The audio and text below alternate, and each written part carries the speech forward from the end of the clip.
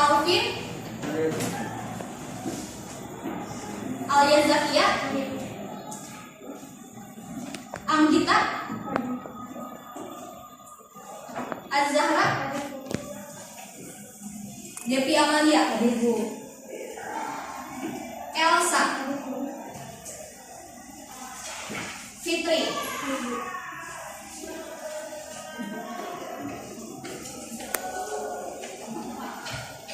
Lina, Mary,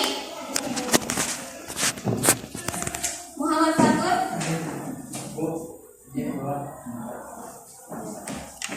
Muhammad Ardia,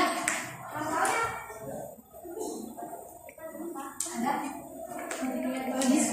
dispen lagi vaksin.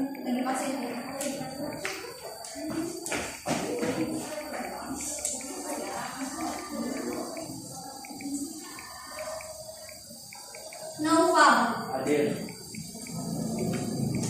Nazla, Ridho, Salsa, Siti Bila, Zepa. Untuk materi sekarang, ada yang sudah tahu kita mau membahas apa?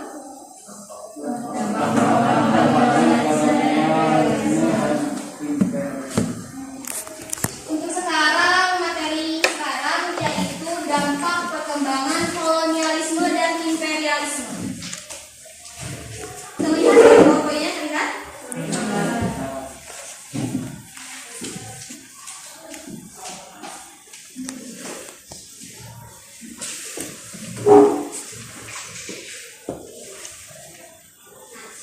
Sebelum ke materi, Ibu mau mengulas terlebih dahulu mengenai materi minggu lalu. Ada yang masih ingat materi mengenai apa? KM 11 2.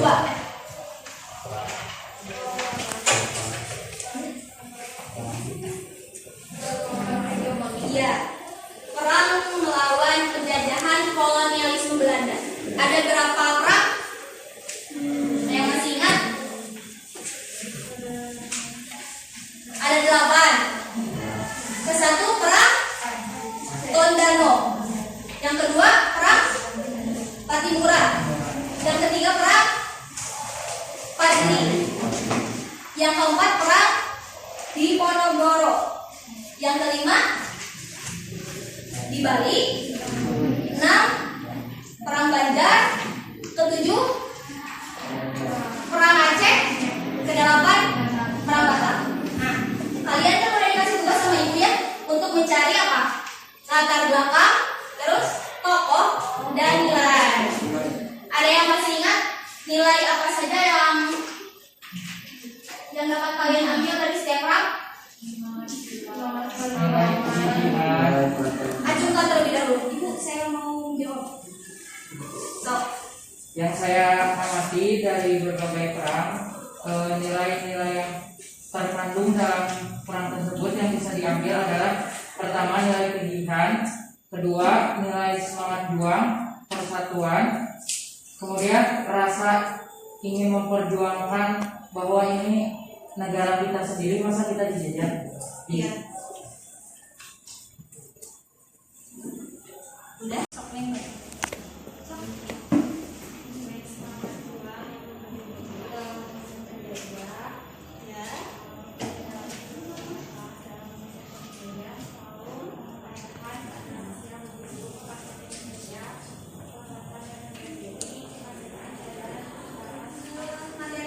Dampak dalam bidang politik, pemerintahan, dan ekonomi. Sebelumnya ada yang udah tahu apa sih dampak dari kolonialisme dan imperialisme yang kita rasakan dari dulu sampai sekarang? Ada berapa dampak? Ada berapa dampak? Ada berapa dampak? Ada 4 ya. Yang ke satu itu dampak di bidang politik dan pemerintahan. Yang kedua dampak di bidang ekonomi. Yang ketiga dampak di bidang sosial dan budaya. Yang keempat dalam bidang pendidikan. Nah, yang pertama dampak di bidang politik dan struktur pemerintahan.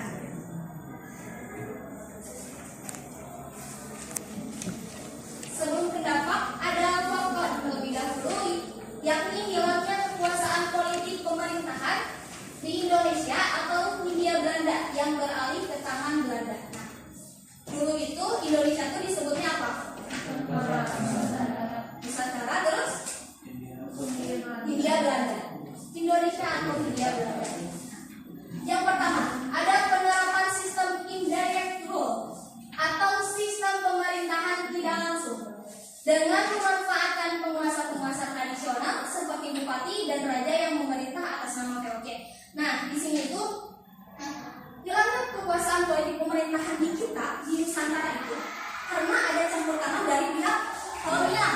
Nah, jadi bupati dan raja itu diperintahkan atas nama VOC, bukan dari pemerintahan kita sendiri, tapi diatasnamakan oleh VOC. Udah paham? Yang kedua, munculnya berbagai perlawanan rakyat Indonesia terhadap pemerintahan kolonial Belanda. Nah, sebelumnya kan materinya mengenai perang melawan kolonial Belanda. Nah, itu juga ada salah satu faktor yang banyak faktor yang dirasa oleh rakyat Nusantara itu tidak sesuai dengan apa yang diberikan oleh kolonial. Kita tuh merasa diinjak, terjajah ya. Yang ketiga itu muncul Belanda berpengaruh dalam menentukan kebijakan politik kerajaan karena intervensinya. Nah, itu juga ada yang tahu intervensi itu apa? Intervensi itu campur tangan kolonial Belanda terhadap kerajaan-kerajaan Nusantara. Jadi dalam bidang apapun, dalam sistem apapun, si kolonial Belanda itu selalu mencampuri urusan kerajaan. Jadi campur tangan. Nah, jadi campur tangan. Lalu bupati menjadi alat kekuasaan pemerintah kolonial. Mereka menjadi pegawai pemerintah kolonial yang diberi gaji. Padahal menurut adat penguasa tradisional tersebut mendapat upeti dari rakyat. Nah, di sini adanya perubahan sistem birokrasi yang dilakukan oleh pemerintah kolonial Belanda. Nah, di sini juga ada dualisme pemerintahan, yakni ada pemerintahan Eropa dan yang kedua itu ada pemerintahan di Nusantara sendiri. Ya, di pemerintahan Eropa itu ada gubernur jenderal, ada residen dan ada asisten residen. Nah, kalau di Nusantara itu di Hindia Belanda ada tertinggi itu bupati. Nah, yang ke bawahnya itu ada pati. Ada pati itu semacam camat ya, semacam camat. Nah, untuk bupati itu memegang kekuasaannya itu kalau sekarang mah disebutnya teh kabupaten. Nah, kalau zaman Belanda mah region. Nanti kalian bisa buka di buku paket. Nah, terus semakin merosotnya dan tergantungnya kekuasaan raja kepada kekuasaan asing. Bahkan sebagian diambil alih atau dibawa kekuasaan kolonial. Tetap ya kita teh masih kalah itu. Soalnya beberapa faktor kita teh memang masih kurangnya pengetahuan, terus masih sistemnya teh ada jenayahnya ada dampak kolonialisme dan imperialisme di bidang politik. Yang pertama, Daendels atau Raffles telah meletakkan sistem pemerintah yang modern. Nah, mereka berdua ini sudah menerapkan sistem pemerintahan yang modern. Para bupati dijadikan pegawai negeri dan digaji. Padahal menurut adat istiadat kedudukan bupati adalah turun temurun dan mendapatkan upeti dari rakyat. Nah, di sini juga biasanya sistem pemerintahan suatu kerajaan itu kan turun temurun ya keluarganya. Misalkan ini ayahnya meninggal sama anaknya, yang begitu pun kayak patihnya atau sebagainya. Nah, ini itu nggak berlaku, jadi nggak berlaku. Nah, keistimewaan seorang keluarga kerajaan tidak berlaku sekarang mah. Soalnya bupati teh udah menjadi kepegawaian di pemerintahan kolonial Belanda. Nah, jadi bupati teh menjadi pegawai kolonial Belanda sekarang mah. Pramuka Praja yang dulu berdasarkan garis keturunan sekarang menjadi sistem kepegawaian. Semua sistem birokrasi yang ada di kita juga jadi pegawai dari pemerintahan kolonial Belanda. Jadi digaji. Biasanya kan mereka tuh digaji dari upeti rakyat. Nah, sekarang mau digaji oleh pemerintah kolonial, tapi tetap si uangnya tuh dari rakyat, dari pengumpulan pajak, dari sewa tanah ya. Terus Jawa dijadikan pusat pemerintahan dan dibagi menjadi wilayah prefektur. Nah, sistem pemerintahan di Indonesia sekarang merupakan warisan Trias Politika. Ada yang tahu Trias Politika? Apa? Iya? Apa? Suaranya yang kenceng apa tadi? Trias Politika? Yudikatif, legislatif. Nah, yudikatif, eksekutif, legislatif. Yang dijadikan oleh pemerintah kolonial Belanda. Dalam badan yudikatif, di struktur tersebut pemerintah kolonial Belanda membagi badan peradilan menjadi tiga macam berdasarkan golongan masyarakat masyarakat di Hindia Belanda. Badan peradilan tersebut terdiri dari peradilan untuk orang Eropa nih. Peradilan yang pertama itu orang Eropa, yang kedua itu orang Timur Asing. Ada yang tahu orang Timur Asing? Yang mana aja, negara apa aja? Seperti Cina, India, terus Arab. Nah, yang di bawah adalah tetap orang-orang pribumi. Nah, pribumi. Dalam keadaan legislatif, pemerintah kolonial Belanda membentuk Volksraad atau Dewan Rakyat pada tahun 1918. Udah paham sampai sini? Apa dampak dalam bidang pemerintahan? Udah paham? Oke, dilanjutkan. Dalam bidang ekonomi, apa sih yang kalian rasain dampak dalam bidang ekonomi?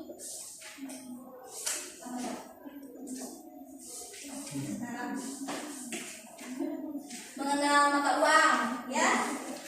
Nah, ya. Dampaknya yakni kita bisa mengenal mata uang. Pada masa pemerintahan Dendels, tanah-tanah milik raja berubah statusnya milik pemerintah kolonial Belanda. Tanah-tanah milik kita sendiri diambil alih oleh kolonial Belanda. Begitu saja, jadi milik mereka. Untuk mendapatkan uang diperoleh dari penjualan hasil bumi berupa pajak.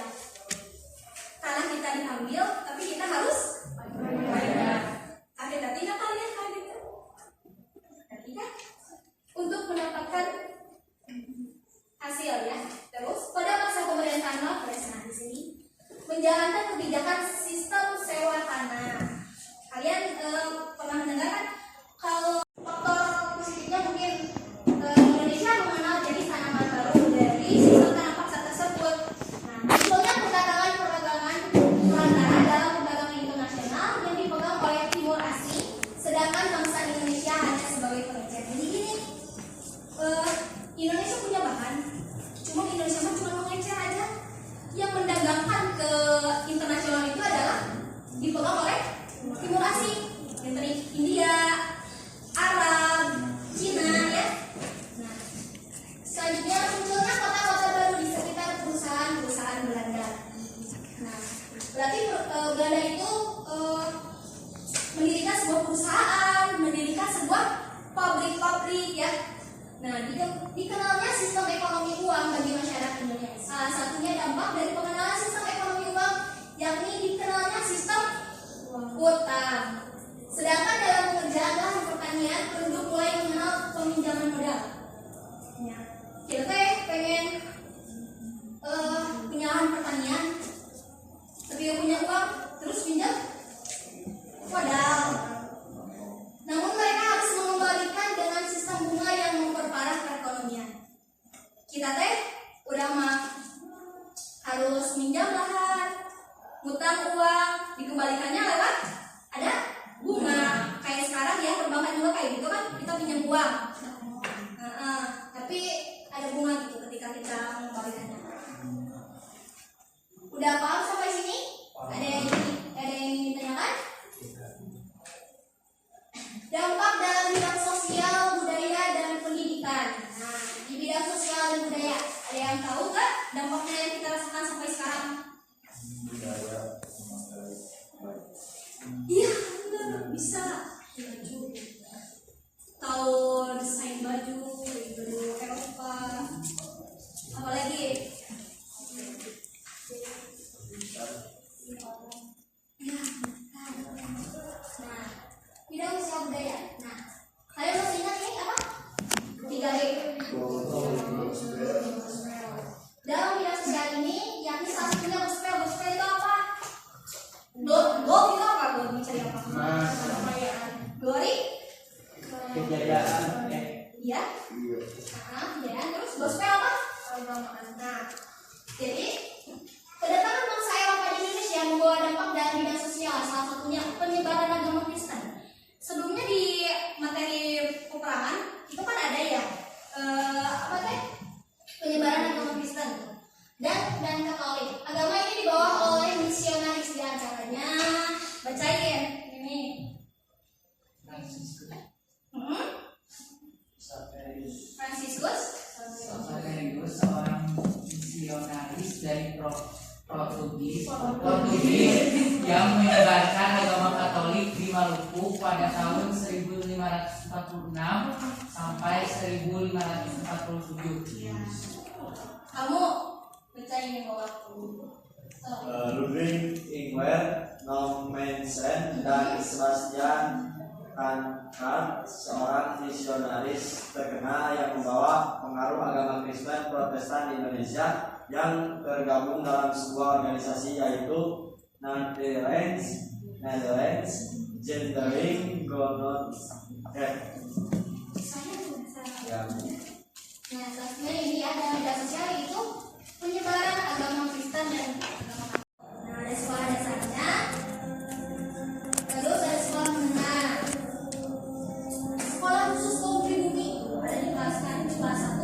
Kelas 1 itu untuk murid-murid yang berasal dari anak-anak golongan yang nanti akan menjadi pegawai. Nah, di mana nantinya dicetaknya akan menjadi pegawai setelah lulus. Nah, sekolah kelas 2 itu ada rakyat pada umumnya. Terima kasih. Ada yang ingin ditanyakan terlebih dahulu mengenai materi kali ini? Atau sudah paham? Atau mengerti?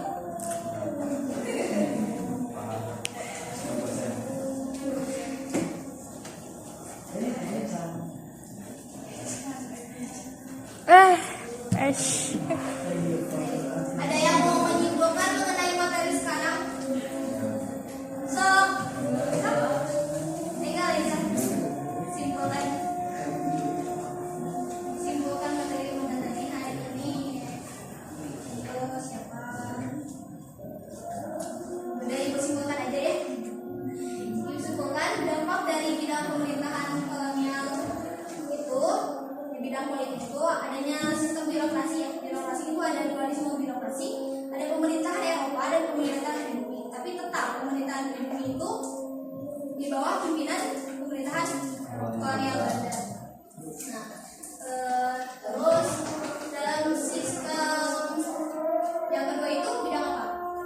Ekonomi. Mengenal sistem uang, terus mengenalnya jalan, adanya jalan, transportasi, terus berdirinya pos-pos. Nah, terus dalam bidang sosial budaya, berdirinya gedung-gedung ya, gedung sejarah, arsitektur. Yang terakhir dari bidang pendidikan, mencetak para pemuda atau aktivis bidang pendidikan. Terus adanya sekolah-sekolah, yang adanya sekolah-sekolah.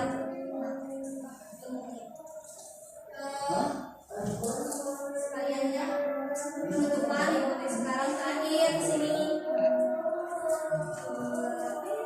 Terima kasih atas perhatian dan kerjasamanya.